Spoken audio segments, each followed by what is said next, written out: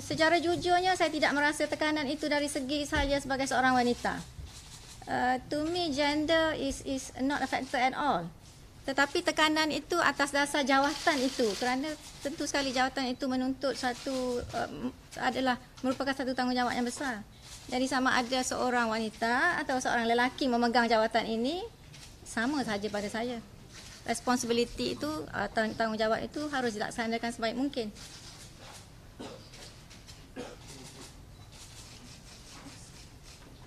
Bernama? Datuk, sebagai CJ yang second termuda after Tuan Sukan, so apa perasaan Datuk? Boleh jelaskan? Betul ke saya second termuda? Apapun, masih pada saya it's not really an issue lah ya, sama ada termuda ke apa ke. But sebagaimana yang telah saya nyatakan tadi, overallnya ini suatu rezeki, alhamdulillah. So that's it. Whether umur dan sebagainya itu tidaklah menjadi suatu yang pokok. Datuk terkenal kecerdasan Datuk banyakkannya lebih kepada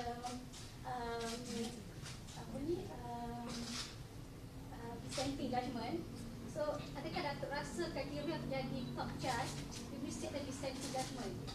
Saya tidak fikir, rasanya taklah banyak mana dissenting judgement saya. Dan saya tidak fikir kriteria memberi dissenting judgement itu suatu kriteria yang perlu. Sebab untuk dilantik sebagai hakim ataupun untuk dinaikkan pangkat, dia kriterianya adalah banyak.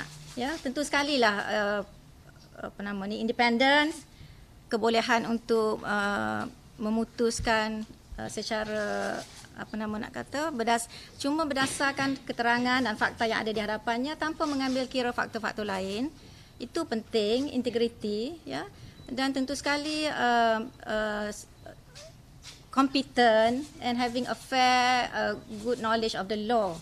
Ya, jadi soal menulis dissenting judgement pada saya bukanlah. Kalau kebetulannya kita perlu, and it's not always, to me, it's not always that you have to dissent. Kalau perlu kepada satu penghakiman yang majoriti, penghakiman yang sebulat suara, tidaklah bermaksudnya itu suatu yang tidak baik. Ya, so kita tak boleh nak membuat penilaian berdasarkan sama ada seseorang hakim tu pernah atau banyak membuat penghakiman menentang. Itu bukan kriterianya. Kalau secara kebetulannya seorang hakim tu perlu menulis penghakiman menentang, itu secara sendirinya tidak menjadikan dia lebih baik daripada hakim yang tidak pernah menulis penghakiman menentang. Mungkin kerana kes-kes yang telah diputuskan itu sewajarnya boleh dapat diputuskan secara penghakiman sebulat suara.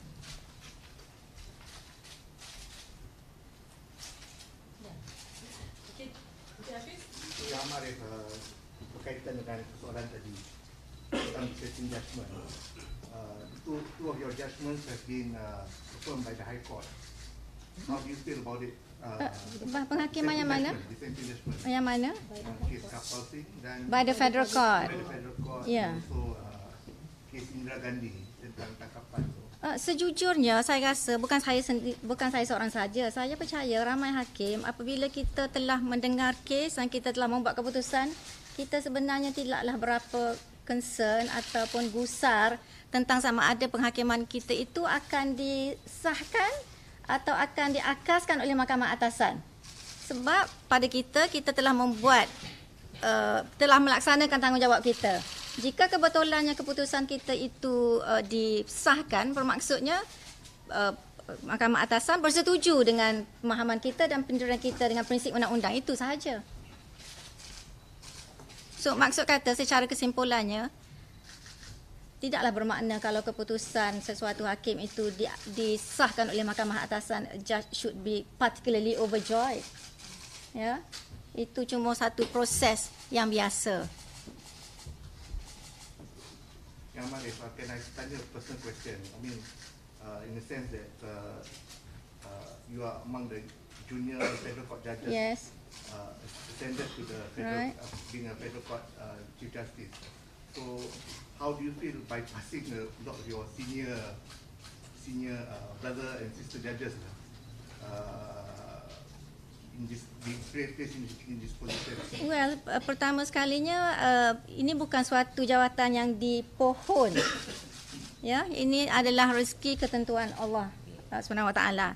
Jadi saya percaya walaupun saya junior, saya percaya senior-senior yang saya langkau tidak mempunyai perasaan kurang senang, sebab semuanya sebagai, terutama sekali as Muslims, we believe that this is something which, you know, if it, ketentuan Allah, if it's meant to be for us, it will be for us.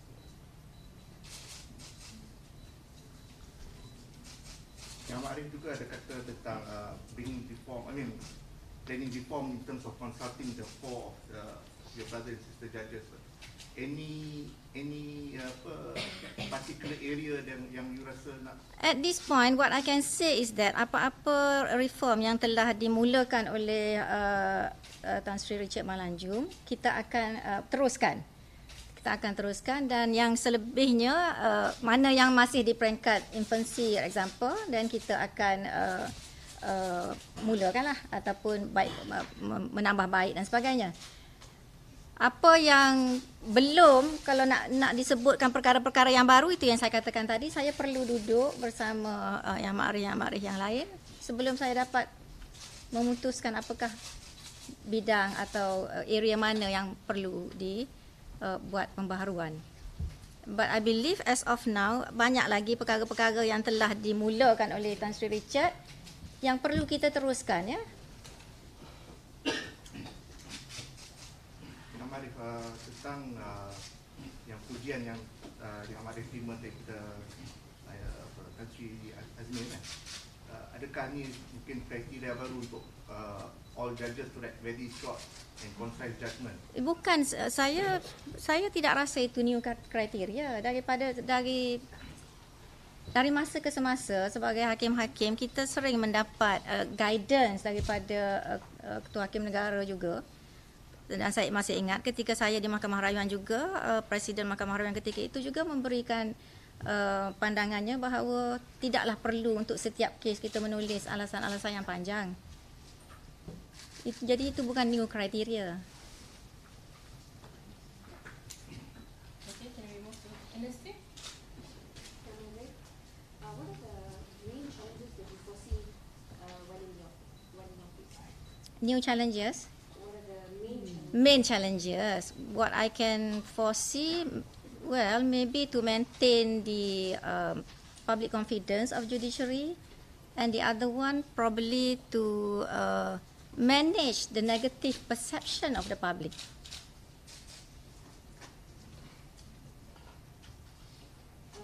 Any new blueprint for the judiciary system? I think that question would have been answered by the earlier. Jawapan saya samalah dengan soalan-soalan yang telah dikemukakan terdahulu tentang reform. Can you move to Malay male? Do you have any questions? Yes. Firstly, I think I won't be alone to say that quite a number of us here being female journalists, we are very proud to be here. Thank you. I would like to ask a slightly critical question, if I may. When you mention about public perception and negative perception, we all know it's been in the fray for quite a while, especially against the backdrop of the damning affidavit by Justice Bakir. So I would like to know, do you think your job in reforming the judiciary would be more challenging in the face of that affidavit? Well, in terms of perception, it would be, but in real terms, not it is not so. You see, it's a matter of perception. So in real terms, it's not going to be any challenging because apa yang berlaku itu sebenarnya bukan fakta. It's perception. But what do you think caused such negative perceptions to? Well, if I can answer you honestly, social media is one of the reasons. Because sometimes people write in the social media things which they do not have the actual knowledge of. And this will go viral. So what do you think is required to address this negative perception? A greater understanding of the social media, or what, in your opinion, what do you think would be the best? the media should probably play a role, especially the mainstream media, to report cases, accurately, and in terms of public interest cases or important cases, what we do have now is to prepare summary for the press. So we will do that. The reason behind that is when we issue that press summary of the judgments, then it's easier to understand rather than the whole judgment being given to the press. So it would be easier, and that means you all have a responsibility to report it accurately. I would like to ask about another allegation. There have been allegations of abuse of power hurled towards the past CJs in recommending the transfer of judges, especially when judges from lower courts do not supposedly follow orders. I heard you were one of those who received such orders when, in doing your judgments and whatnot. How do you address this issue now since you are the CJ? Well, what you heard is not true, first.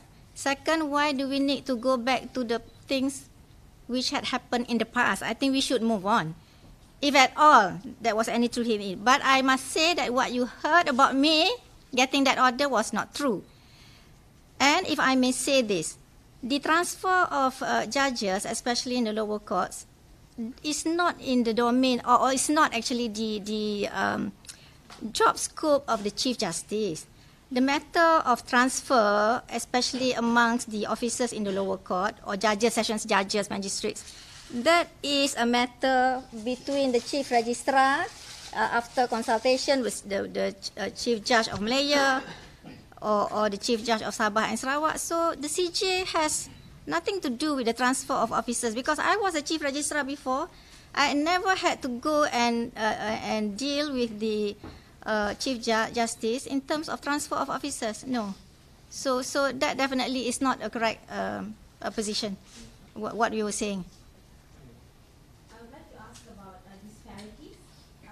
There has also been public perception of ethnic, religious, gender, and regional disparities. There is a perception that the judiciary has these disparities. Do you feel this is a fair view? And do you agree with the view? If you do, how do you address them? And if you don't, then how do you address the perception of it? I don't agree. That is not a fair view at all. And if I may say, just the recent appointment of the JCs, about a few days ago, I think we managed to get the candidates or the appointments from diverse background. So if we're talking about disparity, we don't see that in the last appointment of the JCs. Ask the last question and I'll be done with it. Do you think the judiciary is now up to standard in terms of concluding cases in time? I think previously, I can't remember which CJ exactly, he had a KPI set for this kind of thing. Have we come to a stage where we can be proud of the improvements in that arena, or do you think there can be more reforms in this particular area? I think we have that report by the World Bank on this timeline. We're saying KPI where we don't like to mention to use the word KPI. Is a benchmark, for the timeline for the disposal of cases. I think we have achieved that target, and we should be proud, because maybe more than 90% of the cases we were able to meet that timeline. And of course, without compromising on the justice of the case and the quality of the judgments. But of course, I'm sorry. Of course, we cannot achieve 100%, because not all cases are, simple cases. Some are more complex than the others. So, but basically, I think we have achieved whatever targets that you were saying, and we should be proud of ourselves, because even the World Bank had written a good report on us in that area. So can we say that's probably a culture of less lenient adjournment, if that's right for me to say that? Because adjournment sometimes tend to prolong the timeline of certain cases. So can we say that's lesser currently? No, I think that we have always taken the consistent stand on adjournment, that once a case has been fixed, there shouldn't be any adjournment, unless, of course, some real emergency crops up. But just because a lawyer is engaged elsewhere, for example, that is not a good reason for adjournment. unless he is sick, unless something really, some really emergency matters crop up. So in terms of adjournment, I can't say that we can be lenient now. The position has always been the same. Adjournment is not to be granted, freely. We should be strict because, you see, once cases have been fixed, witnesses come to court, litigants come. We don't know from where, from far maybe, from near, but that will cause inconvenience to the public if last-minute adjournment is granted. So the position will remain the same. Okay, thank you, Maimun. Sidang harian. Mana yang 37 kawan dalam bidang perundangan ini, apa kes yang paling mencabar dan memberi kesan dari hari sampai hari ini? Tiada. Dan kenapa memilih bidang perundangan daripada bidang yang lain? Saya tak boleh jawab sebab sebenarnya saya tak pilih secara consciousnya. It so happen that, begitulah ketentuan Allah Ta'ala lah. Ya. Bukan secara consciousnya pilih bidang ini. Semasa kita lepas form 6, when we want to apply for whatever courses nak masuk universiti, sometimes bukan kita faham dan fikir sangat apakah course mana yang kita nak pohon dan sebagainya. So, it's secara ini semua pun saya fikir ketentuan Allah Ta'ala. Ya. Okay. Anything else? Malaysia kini.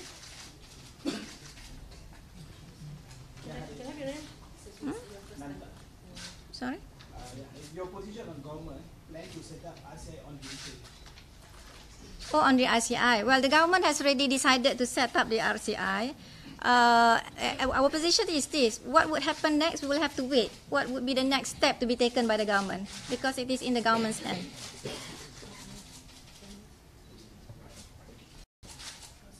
Okay, that's all for the list of questions. I will now open the floor for From? Daripada Israwani. Israwani. Saya Datuk, macam mana Datuk lihat sekarang cabaran kes-kes berlipat tinggi di Datuk Seri Haji, kes wang kerajaan semua. Bagaimana Datuk melihat cabaran kes-kes yang sedang berlangsung sekarang? Cabaran, real cabaran ke? I think as far as we are concerned, the case is to be treated like any ordinary case. When it's fixed, kena jalan. And it's just that public yang macam mana nak kata, is the public expectation yang mungkin menjadikan kes itu lebih atau menjadikan kes itu berbeza daripada kes-kes yang lain. But in terms of the court, kita tidak mempunyai pandangan bahawa kes ini harus dilayan secara berbeza dengan kes-kes lain. Ya, in terms of procedure, in terms of apa-apa yang patutnya berlaku dalam sesuatu perbicaraan akan